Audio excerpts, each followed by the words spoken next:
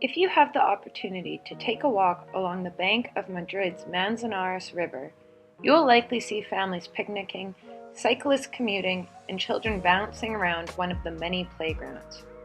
However, this lively green space is a relatively new feature on Madrid's urban landscape. 20 years ago, one would not have wished to spend time on the portion of the Manzanares River that runs through Madrid's urban center.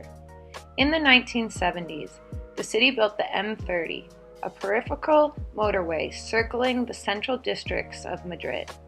In addition to creating noise pollution and contaminating the environment, the major automobile infrastructure disrupted the social fabric of the city. Let's say at both sides of the river were only just for motor traffic, and that created a super division of the city. So at that point, it was quite dramatic because at this point there were like little few connections, like this was motor traffic connections between the two sides of the city, and it was quite aggressive. So this is something that started to have some effect in socio-demographic terms. It produced like a great imbalance between the two sides, no? And it was something like was quite evident, because like in 300 meters, and we are not far from the center, it was like a barrier, and all that part of the city were like only full of like social housing and very deprived areas. No? It is against this backdrop that in the early 2000s, Madrid's mayor at the time, Alberto Ruiz Gallardón, proposed the construction of the Madrid Rio project, an ambitious plan to move the M30 motorway underground. Spain was experiencing an economic upswing, and the prospect of a Madrid Olympic bid supported its approval.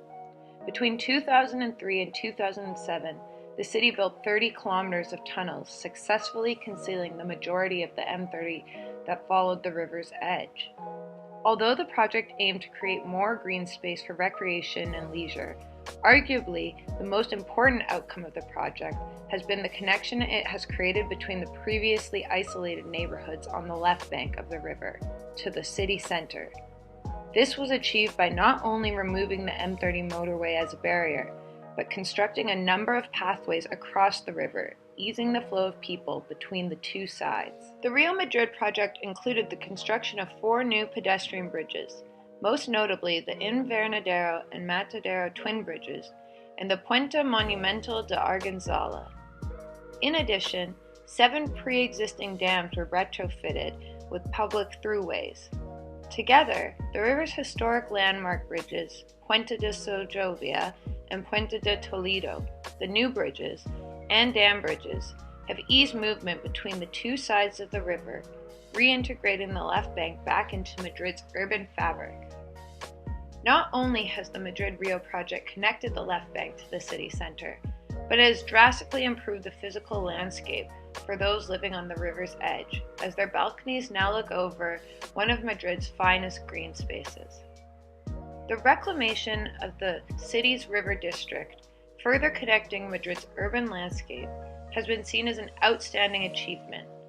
On top of the many prizes the project has received for its innovative design, widespread use of the new green corridor demonstrates the success of the Madrid Rio project in creating a connective, collective space for the people of Madrid to engage with nature and each other, while also increasing social equity in the city.